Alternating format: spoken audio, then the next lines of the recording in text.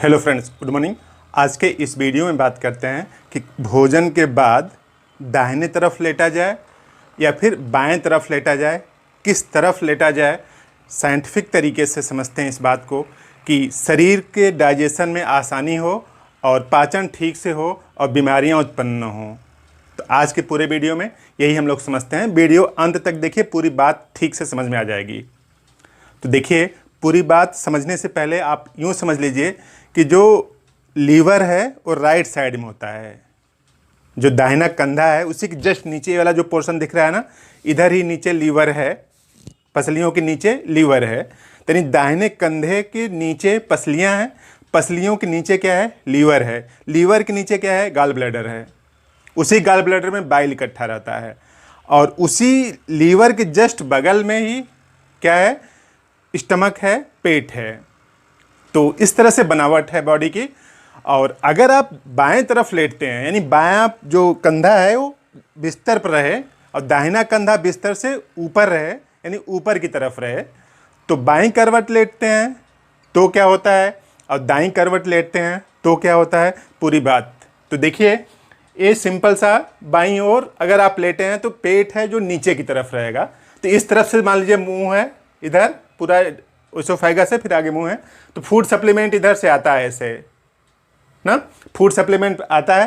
तो यहाँ पे इस तरह से पेट है, पेट में आ जाएगा, फिर पेट के अंदर डाइजेस्टिव एंजाइम, प्रोटीन, ये सब निकलते हैं, फिर भोजन का पाचन होगा। पाचन होने के बाद कुछ टाइम लगता होगा पाचन में। पाचन होने के बाद यहाँ से फूड सप्लीमेंट आगे की तरफ जाता है और आगे क्या है? इंटेस्टाइन है, स्मॉल इंटेस्टाइन, लार्ज इंटेस्टाइन, सो आगे की तरफ है। तो इस तरह से थोड़ा देर तक यहाँ भोजन रहता है ताकि पाचन ठीक से हो जाए। पाचन हो जाता है, अधिकतर पाचन स्टमक में हो जाता है, अधिकतर पाचन स्टमक में होता है। आगे वाले पोर्शन जो इंटेस्टाइन है ना, स्मॉल इंटेस्टाइन, लार्ज इंटेस्टाइन, उसमें क्या होता है कि एब्जॉर्प्शन होता है, कुछ पाचन और एब्जॉर्प्शन होता है।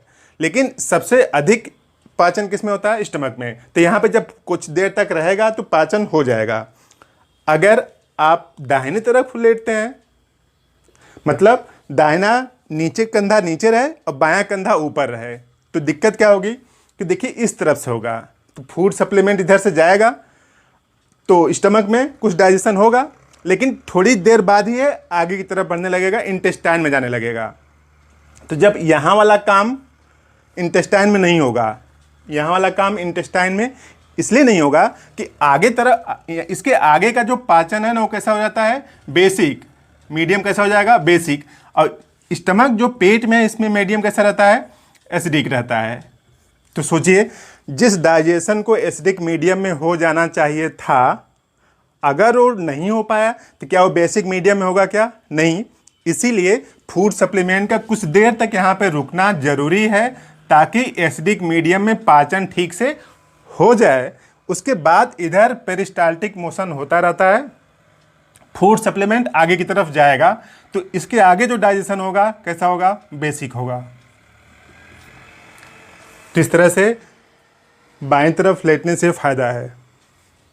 अगर आप दाहिने तरफ लेटते हैं तो कुछ दिक्कत है, डाइजेशन में आती है।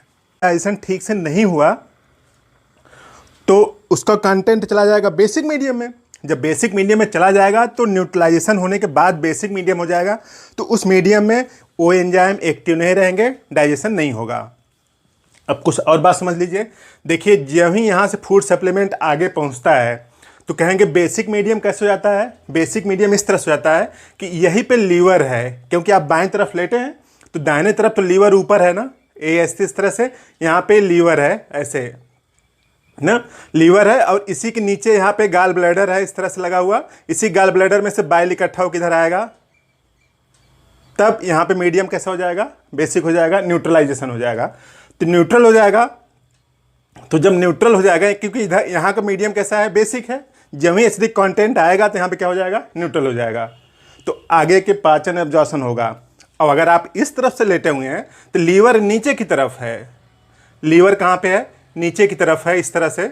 जब लीवर नीचे की तरफ है तो बाइल इधर जाएगा कि नहीं? बाइल को उल्टे तरफ मोशन करना पड़ेगा, बाइल को उल्टे तरफ मोशन करना पड़ेगा, यानी नीचे से उस तरह जाना रहेगा। तो आप समझ सकते हैं कि अगर पानी है लिक्विड है तो अगर ऊपर रखा है तो नीचे आसानी से आ जाएगा, लेकिन नीचे रखा है तो उसको ज़्यादा एफर्ट्स लगाना पड़ेगा, मशीन लगाना पड़ेगा, टुल्लू लगाना पड़ेगा, तब ऊपर जाएगा।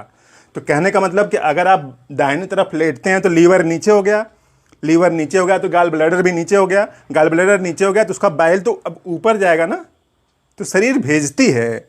लेकिन अगर कुछ इनएफिशिएंसी हुई तो बाइल यहाँ पे रुकने लगेगा, और जब बाइल रुकेगा ना तो गाल ब्लैडर में स्टोन बनने लगेगा।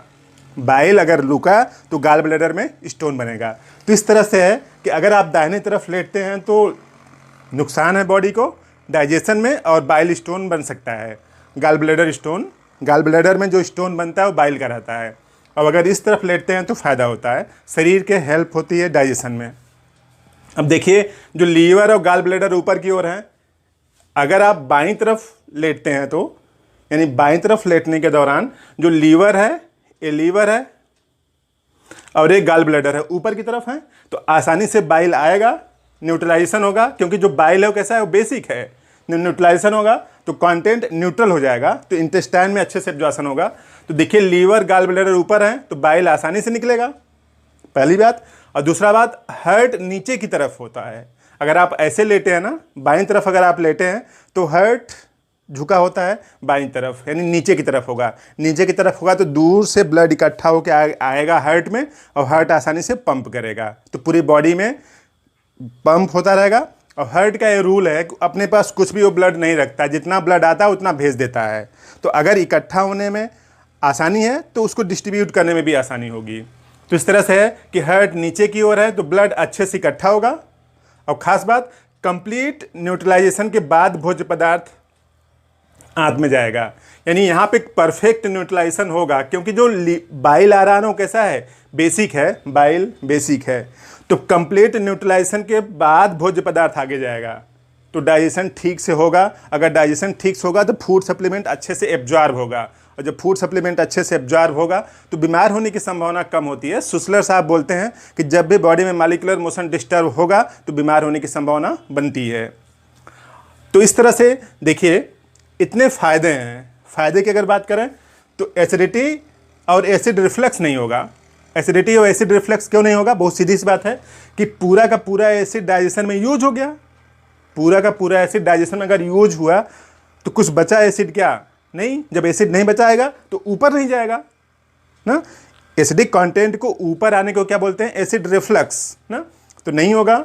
और लिम्फ नोड से टॉक्सिन बाहर निकलेगा। अगर आप इस सिचुएशन में लेटते हैं, यानी बायां पोर्शन नीचे की तरफ रहे, बायां कंधा नीचे की तरफ रहेगा, तो जो लिम्फ नोड है ना उसे टॉक्सिन आसानी से बाहर निकलेगा। तो बॉडी का प्यूरिफिकेशन साथ साथ चलता रहेगा ना। और पाचन ठीक तरीके से होगा, डाइजेशन ठीक से होगा, और ब्लड सर्कुलेशन भी ठीक रहेगा। जो ब्लड का सर्कुलेशन है पूरी बॉडी में ठीक से रहेगा। और ब्लड ठीक से पहुंचेगा तो ऑक्सीजन पहुंचेगी, ऑक्सीजन पहुंचेगी तो एटीपी बनेगी, यानी पूरे शरीर में एनर्जी रहेगी। अब पूरे शरीर में जब एनर्जी का डिस्ट्रीब्यूशन रहेगा तो बीमार होने की संभावना कम इसलिए होगी कि बॉडी में एंटीबॉडी, बॉडी के अंदर एंटीबॉडी बनती रहेंगी जितनी जब मात्रा में ज़रूरत है। और बाइल आसानी से निकलेगा। जब बाइल आसानी से पूरा खाली हो जाएगा, गाल ब्लैडर जब खाली हो जाएगा तो बाइल में बाइल इकट्ठा नहीं होगा। बाइल गाल ब्लैडर के जब अंदर इकट्ठा हो जाता है ना, तभी क्या बनता है? गाल ब्लैडर में स्टोन बन जाता है। और ब्रेन के टॉक्सिन भी आसानी से बाहर निकलते हैं। अधिकतर जितने भी आदमी हैं उसमें से लगभग 98%, 99% क्या होते हैं? राइट हैंडेड होते हैं, यानी राइट हैंड से काम करते हैं। तो राइट हैंड से जो आदमी काम करता है उसका ब्रेन का बायां वाला पोर्शन ज़्यादा एक्टिव रहता है। अगर आप राइट हैंड से काम करते हैं तो ब्रेन का बायां वाला पोर्शन ज़्यादा एक्टिव रहेगा। तो इस तरह से अगर आप बाएं तरफ लेटे हैं ना तो ब्रेन के टॉक्सिन आसानी से बाहर निकलेंगे, क्योंकि ब्लड वहाँ पे पहुँचेगा, फिर टॉक्सिन लेके वापस आएगा। ब्लड वहाँ पे पहुँचेगा, टॉक्सिन लेके वापस आएगा। तो देखिए, थ्योरी यही है कि जो लेफ्ट हैंडेड पोर्शन आदमी होते हैं, जिनका जो बाएं होते हैं ना, जो बाएं हाथ से काम करते हैं, उनका दाहिना वाला ब्रेन का पोर्शन ज़्यादा एक्टिव होता है, और जो दाहिने हाथ से काम करते हैं उनका बायां वाला पोर्शन ब्रेन का ज़्यादा एक्टिव रहता है। तो इस तरह से अगर आप बाएं पोर्शन में ब्लड सर्कुलेशन जाएगा तो वहाँ से टॉक्सिन रिमूव करेगा। तो इस तरह से है कि जब भी आप भोजन कर लें, 10-5 मिनट टहलें, उसके बाद जब लेटें, पहली बार जब लेटें तो बाएं तरफ लेटें। बायां पोर्शन, बायां कंधा नीचे की तरफ रहे और दाहिना कंधा ऊपर की तरफ रहे, तो डाइजेशन में हेल्प होगी। उसके बाद और प्रोसेस ठीक से चलेंगे। और कुछ लोग ऐसे होते हैं, कुछ बीमारियां होती हैं, मेंटल नहीं, डिस्टरबेंस क्रिएट होता है बॉडी में, और उस डिस्टरबेंस की वजह से कुछ लोग बाएं तरफ लेटते हैं तो उनकी दिक्कत बढ़ जाती है। कुछ ऐसे लोग जो बाएं तरफ लेटते हैं तो उनकी दिक्कत बढ़ जाती है, उनके लिए होम्योपैथी में दवा है, होम्योपैथिक मेडिसिन, होम्योपैथिक मेडिसिन है फास्फोरस। फास्फोरस 30 आप ले लीजिए, इस 30 CH की, और इसको सुबह और शाम जीभ पर डाल लें तो ये भी समस्या रिजॉल्व हो जाएगी। तो इस तरह से आपने पूरा वीडियो देखा, जानकारी अच्छी लगी तो प्लीज़ इस चैनल को ज़रूर सब्सक्राइब करें, वीडियो को लाइक करें, फ्रेंड्स को भी शेयर करें। हमने आपको बताया, अब आपकी रिस्पॉन्सिबिलिटी शुरू हो गई, आप दूसरों को बताइए। हम लोग एक दूसरे को बताएंगे तो बीमार होने की संभावना को कम कर सकते हैं। ख़त्म तो नहीं कर सकते, लेकिन बीमार होने की संभावना को कम कर सकते हैं। तो आपने पूरा वीडियो देखा, थैंक यू, धन्यवाद।